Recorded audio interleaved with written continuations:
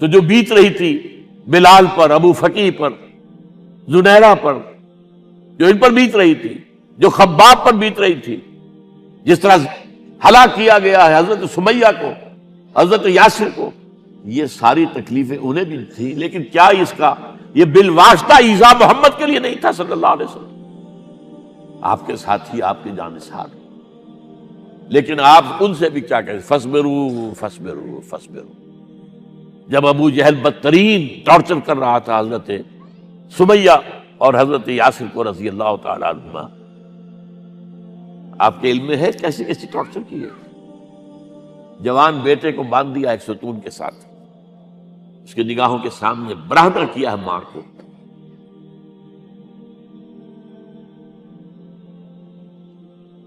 ہاتھ میں ایک مورتی ہے، جب تنگ آ گیا، ستا کر تنگ کر کے مار مار کے حضرت سمیہ ٹس سے مس نہیں ہو رہی، کہتا ہے تم ایک دفعہ کہہ دو سمیہ کہ ہاں اس مورتی میں بھی کچھ ہے، میں تمہیں چھوڑ دوں۔ انہوں نے تھوک دیا، برچھا مارا ہے شرمگاہ کے اندر۔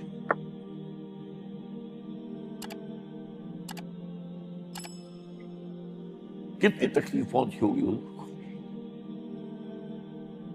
لیکن آپ گزر رہے، اصبروا یا آل یاسر فإن موعدکم الجنہ، اے یاسر کے گھر والوں صبر کرو، تمہارے استقبال کی تیاریاں ہو رہی ہیں جنت میں۔ یہ سیرت کوئی بناتا سناتا ہے، یہ سیرت۔ یاسر کے ساتھ کیا کیا ہے؟ 4 اونٹ نر سانڈ، اور ان کے ساتھ رسے باندھ کر، ایک رسے سے ان کا ایک بازو باندھا، ایک سے دوسرا بازو، ایک سے ایک ٹانگ، دوسرے سے دوسری ٹانگ، انہیں دوڑایا ہے کہ پرکھتے ہو جیسے قسم کے۔ یہ دین ایسے ہی قائم نہیں ہوا، عدل و انصاف کا نظام ٹھنڈے ٹھنڈے قائم نہیں ہوتا، گھر میں آرام سے بیٹھے ہوئے قائم نہیں ہوتا۔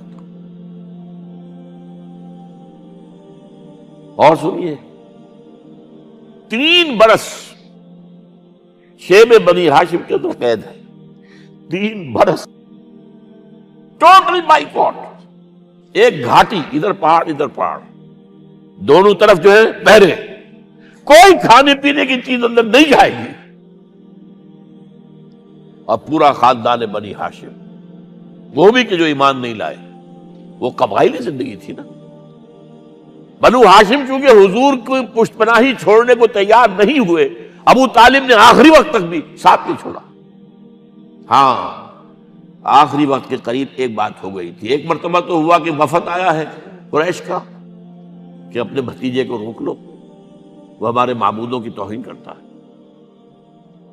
ابو طالب نے بلایا اور آپ سے کہا کہ یہ کچھ اپنے رویے کو بدلے۔ آپ نے فرمایا چچا جان، اب تو چاہیے میرے ایک ہاتھ پر سورج اور دوسرے پر چاند رکھ دے، میں اپنے اس مشن کو چھوڑ نہیں سکتا۔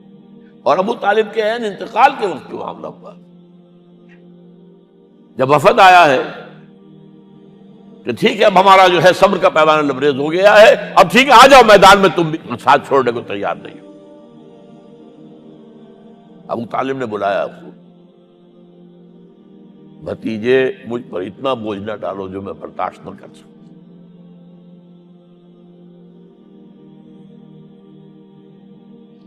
حضور کی آنکھوں میں آنسو آ گئے۔ چچا جان، اب تو یا یہ بات پوری ہوگی یا میں اپنے آپ کو ختم کر دوں، اسی میں ختم ہو جائے۔ 12 شیب بنی ہاشم میں 3 برس اس حال میں گزرے ہیں، ٹوٹل بائیکاٹ، کوئی کھانے پینے کی۔ کچھ لوگ تھے شریف النفس، مثلاً حکیم بن حزام تھے رضی اللہ تعالیٰ، اور بعد میں ایمان لے آئے۔ حضرت خدیجہ کے وہ رشتہ دار تھے، وہ پہاڑ پر چڑھ کر ایک طرف سے رات کی تاریکی میں، دونوں دروازے تو بند ہیں، پہاڑ پر چڑھ کر چوٹی سے نیچے اتر کر کوئی چیزیں کھانے پینے کی دے آئے بس صلی اللہ علیہ وسلم۔ کوئی اور ایک آدھ ہوگا ایسا۔ یہاں تک نوبت آئی ہے کہ بنی ہاشم کے یہ پھول جیسے بچے معصوم بھوک سے بلبلا رہے ہیں، اور اس کے سوا کچھ نہیں ہے کہ سوکھے چمڑے ابال کر اس کا پانی ان کے حلق میں ٹپکا دیا جائے۔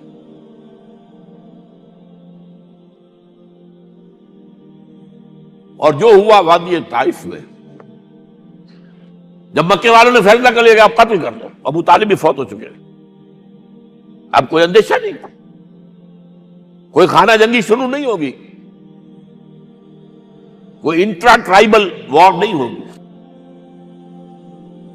تو آپ طائف گئے ہیں۔ شاید وہاں کے 3 سردار تھے بڑے، اور یہ طائف اصل میں قریشی کا سمجھیے کہ یہ ان کا گرمیوں کا یہ صحت افزا مقام تھا۔ یہ تمام جو سردار تھے مکے کے، ان کی جائیدادیں وہاں تھی، باغات تھے، اور وہاں کے بھی 3 سردار تھے، تو شاید ان میں سے کسی کو اللہ توفیق دے دے۔ وہاں گئے ہیں اور صرف ایک ساتھ ہیں، حضرت زید بن حارثہ، حضرت ابوبکر بھی ساتھ میں، سائے کی طرح ساتھ رہنے والا بھی ساتھ نہیں تھا۔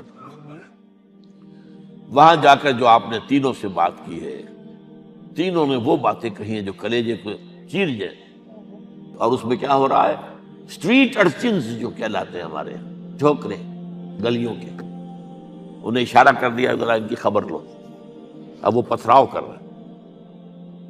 جیسے ہمارے ہاں کوئی آ جاتا ہے، کوئی نیم پاگل یا کوئی اور کسی طرح کا مست قسم کا آدمی، اور اس کے اوپر چھوکرے چاروں طرف ہوں اور ستا رہے ہوں، یہ نقشہ تھا، اور طائف کی گلیاں تھیں، اور محبوب رب العالمین تھے۔ ادھر سے پتھر آ رہے ہیں تو زید بن حارثہ رکاوٹ بن گئے، لیکن پیچھے سے آ رہے ہیں، وہ کیسے روکیں گے؟ پیچھے جاتے ہیں تو ادھر سے آ رہے ہیں۔ جسم لہو لہان ہے، خون رس رس کر زخموں سے جوتیوں میں آ کے جم گیا ہے۔ پھر وہاں سے آپ نکل کر گئے ہیں، ایک باغ میں تھوڑی سی پناہ لی ہے تھوڑی دیر کے لیے، جوتے بڑی مشکل سے اترے ہیں، خون جمع ہوا، اور وہ جو پھر دعا نکلی ہے آپ کے، وہ کلیجے کو چیر جانے والی ہے۔ اللہم الیک اشکو ضعف قوتی وقلت حیلتی وحوانی علی الناس، اے اللہ تیری جناب میں فریاد لے کر آیا ہوں، اپنی قوت کی کمی کا، اپنے وسائل کی کمی کا، اور لوگوں میں جو رسوائی ہو رہی ہے، الی من تکلنی الی بعید یتجہمنی او الی عدو ملکت امری، مجھے کس کے حوالہ کر دیا ہے؟ مجھے دشمن کے حوالے کر دیا، جو چاہے میرے ساتھ کر گزرے۔ لیکن پھر مقام عبدیت کا ظہور ہوتا ہے، ان لم یکن علی غضبک فلا ابالی، اے اللہ اگر تو ناراض نہیں ہے، مجھے اندیشہ یہ ہو گیا کہ کہیں تو ناراض تو نہیں ہو گیا ہے، کہیں تو نے میرا ساتھ تو نہیں چھوڑ دیا ہے، اگر تو ناراض نہیں ہے تو مجھے کوئی پرواہ نہیں، جو ہو سو سر تسلیم خم ہے جو مزاج یار میں آئے۔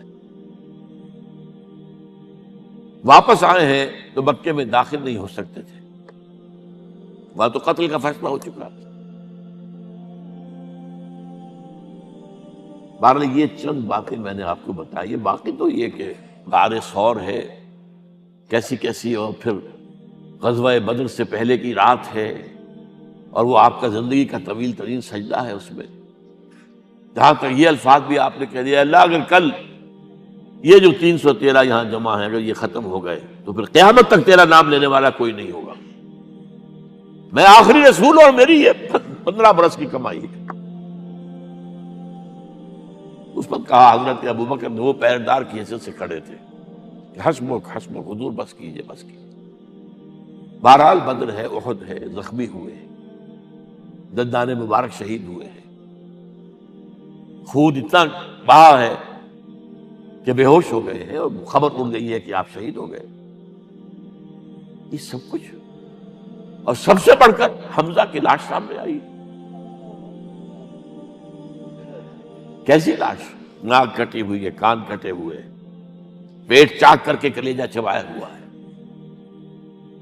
کس طرح برداشت کیا ہوگا آپ نے؟ اپنے اوپر طاری کر کے دیکھیں، یہ حمزہ کون ہے؟ چچا ہے، دودھ شریک بھائی ہے، خالہ داد بھائی ہے، ساتھ کا کھیلا ہوا ہمجولی ہے، اور اس کی لاش ہے۔ جو قلب اطہر پر بیت رہی تھی وہ مدینے میں آ کر ایک بڑا ماحول بدلا ہوا تھا، تب وہ بات سامنے آ گئی.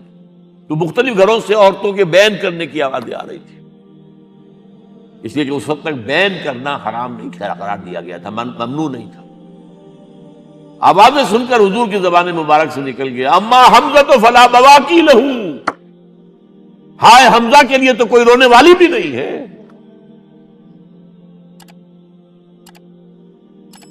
اس پر پھر صحابہ نے، انصار نے اپنے ہاں کی خواتین کو حضرت صفیہ کے یہاں بھیجا، وہ سگی بہن تھی، وہاں انہوں نے جا کے یہ بھی تعزیت کی بہن کی. غزوہ احزاب کا آپ نے سن لیا، اسوہ رسول پر نہ معلوم کیا کیا باتیں لوگوں میں مشہور ہو گئی. وہ اسوہ کیا تھا؟ جب خندق کھودنے کا فیصلہ ہوا ہے اور خندق کھود رہی ہے، حضور بھی لگے ہوئے ہیں، بھاری بھاری پتھر اٹھا کر کندھے پر لا کر باہر پھینک رہے ہیں. پتھریلی زمین تھی، ایک پتھر کسی سے ٹوٹا نہیں تھا، تو حضور نے جو ہے 3 دفعہ جو اس کے اوپر ضرب لگائی تب ٹوٹا ہے. لیکن یہ کہ کئی دن کے فاقے ہو چکے تھے، کھانے کو کچھ نہیں، پورا محاصرہ تھا، 12,000 کا لشکر گھیرے ہوئے. یہاں تک کہ آپ کو معلوم ہے کہ گھروں کے اندر بیت الخلا تو نہیں ہوتے، باہر جاتے تھے قضاء، اس کا کوئی امکان نہیں. شدید ترین آزمائش جو ہوئی ہے اس کا نتیجہ ایک طرف یہ نکلا کہ منافقین کا نفاق ان کی زبانوں پر آ گیا. قرآن مجید میں ہے یہ انہی آیات میں، ما وعدنا اللہ ورسولہ الا غرورا، ہمیں تو اللہ اور اس کے رسول نے دھوکہ دے کے مروا دیا. ہم سے کہا تھا کہ قیصر و کسریٰ کے خزانے تمہارے قدموں میں آئیں گے، اور حال یہ ہے کہ اب رفع حاجت کے لیے باہر نہیں جا سکتے، کھانے کو کچھ نہیں. اس وقت کچھ صحابہ آئے ہیں حضور صلی اللہ علیہ وسلم سے، دیکھیے فاقے سے کمر دوہری ہوئی جا رہی ہے، ہم نے اپنے پیٹوں پر پتھر باندھے، چادروں کے ساتھ پتھروں کسا ہوا تاکہ کمر سیدھی رہے. حضور نے اپنا کرتا مبارک اٹھا کر دکھایا، 2 پتھر ملے. یہ ہے اسوہ،